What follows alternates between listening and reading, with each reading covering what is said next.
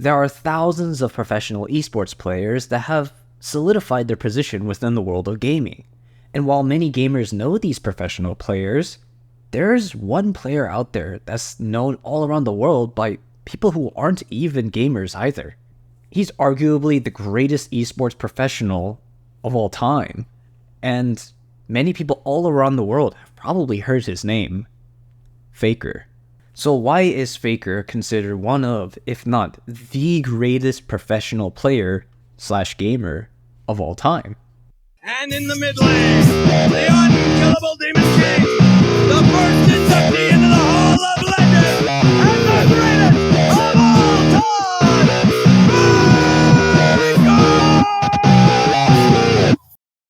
League of Legends has been memed all over the world as one of those sweaty, fat Redditor games, or one that has a lot of e-kittens, or where the general Asian player base looks like the SoCal Asian starter pack.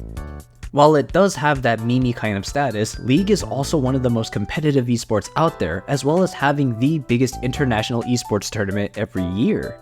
The game is very difficult to master, with a large pool of champions to select from and learning how to build them with runes and items as players continue to, well, play. Enough about the game though. League has had a long line of pros throughout its 15 years of existence. And while many of them are considered great, Faker has been proclaimed to be the greatest player of all time. And now many of you have probably seen Faker being called the Michael Jordan of esports, and it's a pretty good comparison. He's been in the competitive scene since his debut in 2013 and has accomplished many feats that no other pros have ever even come close to accomplishing. He's also been the first, and sometimes only one, to achieve many of these accomplishments. So to those who aren't into the competitive scene or League at all, I'll run down his accomplishments first and then explain the significance of them. Faker's debut year is undoubtedly one of the most legendary starts to a career if I've ever seen one. In his first year alone, Faker had won a domestic title, as well as the World Championship, also known as Worlds. To win those two titles on a debut year is incredibly impressive alone, and more than enough to solidify a career. While he didn't make it to Worlds in 2014, 2015 to 2016 was seen as the era of Faker. In those 2 years, Faker went on to win 4 international tournaments in 3 domestic tournaments. The most impressive feat of those was winning Worlds back-to-back, which set 2 records in the sport. His team, SK Telecom T1, or T1 for short, was the first and only team ever, still to this day, to win Worlds back-to-back, as well as winning Worlds 3 times. This had already solidified T1 as the most successful team in League of Legends history. But that's not where the story ends. While many of those years afterwards saw the decline of T1 and the rise of other teams, Faker wasn't done. 2022 saw the return of the unkillable Demon King himself. With a new roster of fresh talent, Faker finally had his chance for redemption.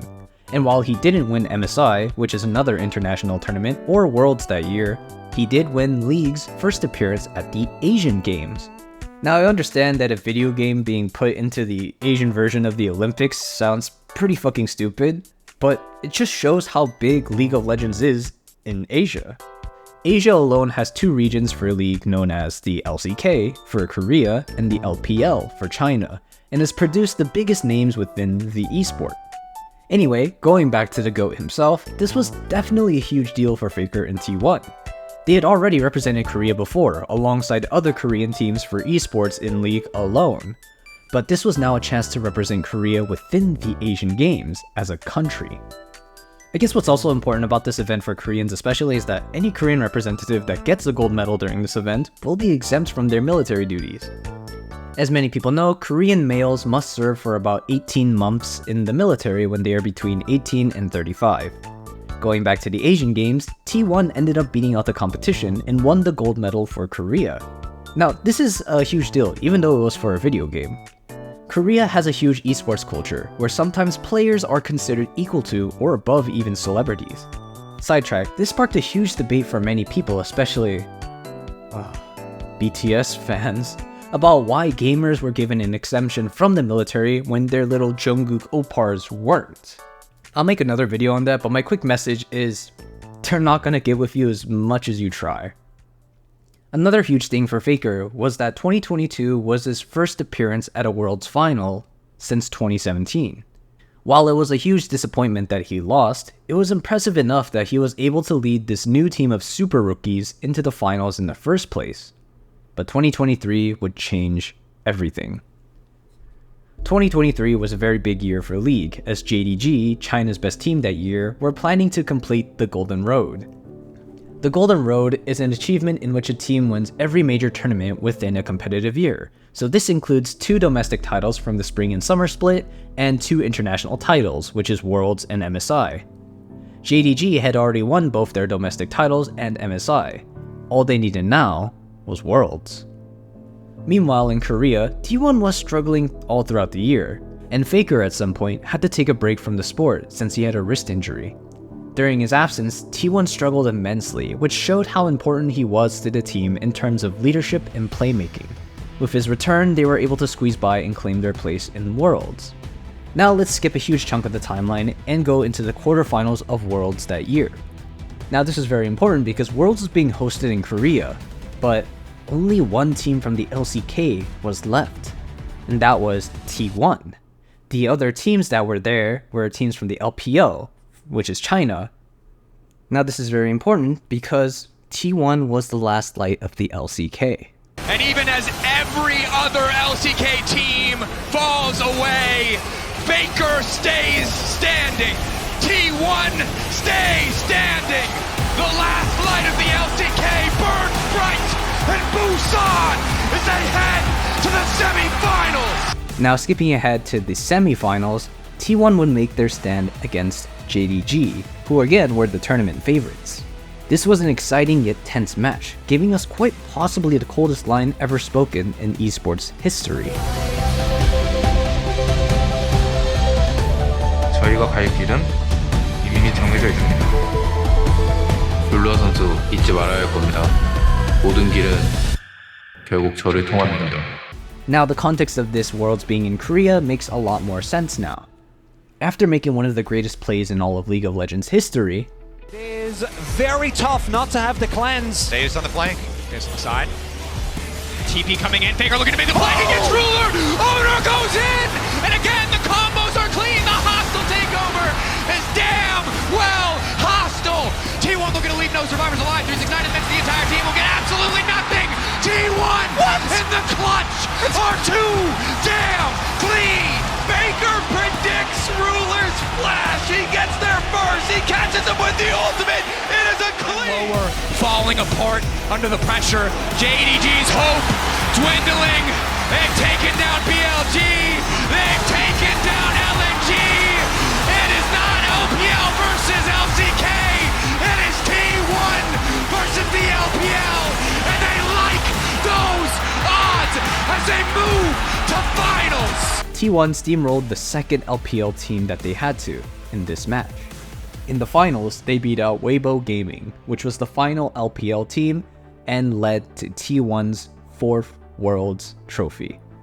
This was also very monumental since Korea and China have had a huge rivalry, but this wasn't one region facing another. It was one team, nay, one player, soloing an entire region. This made the unkillable Demon King's return even sweeter, as he not only won Worlds, but got revenge on the man who cost him his trophy in 2017. Now we move to 2024, and earlier this year, Faker was the first inductee in League of Legends' newly unveiled Hall of Fame, the Hall of Legends. Cementing him as the literal GOAT, and Worlds 2024 proved it even further. 2024 was almost a rough year for Faker and T1, since they were one loss away from actually missing Worlds in its entirety. And as they made progress into the tournament, T1 faced many rivals looking to take their crown. The biggest matches on everyone's minds though, since Worlds just ended like 2 or 3 weeks ago, were T1 facing off against Gen.G and BLG in the semis and finals respectively. Now, Gen.G were T1's biggest rivals, as they have cucked T1 out of winning the LCK splits for the past 2 or 3 years or so.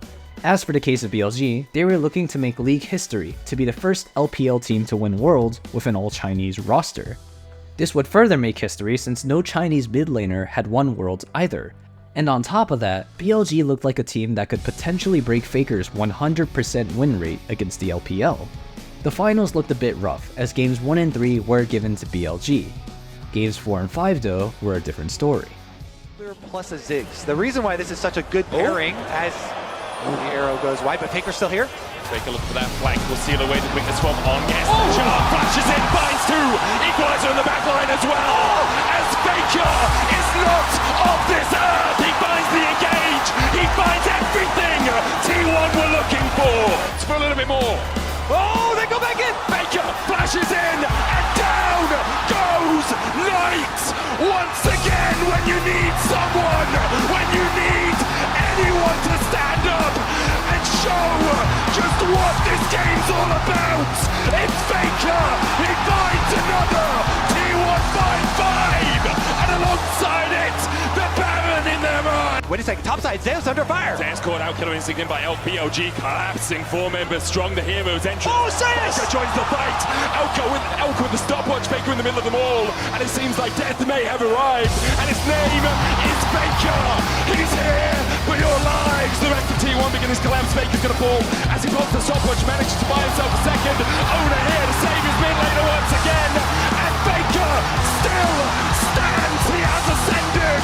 He stands above it all, and he looks hungrily at that world's trophy. With this victory, the T1 dynasty had fully been reborn, as they had achieved 2 more feats. They are the only team to not only have won 5 worlds, but won 4 of those trophies with 2 back-to-back wins. Meanwhile, Faker is now the only pro player to have won the MVP twice, and with his 5th Worlds trophy now, he has more skins in the game than 40% of the playable champs.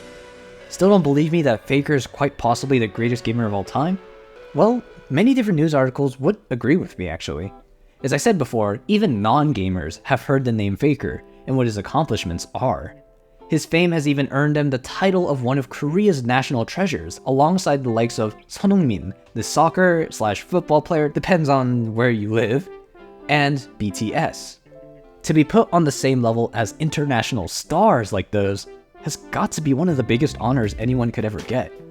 And for the gamers, every year Riot Games makes an anthem for the upcoming Worlds tournaments, and out of the 11 Worlds anthems that have music videos, Faker is shown to be the final boss/mentor in 7 of them.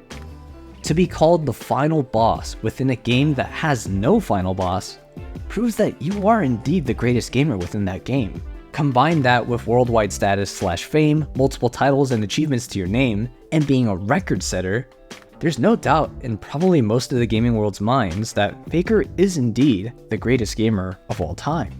Now, Faker's getting close to his 30s, and there's no telling when he will retire, if he ever will.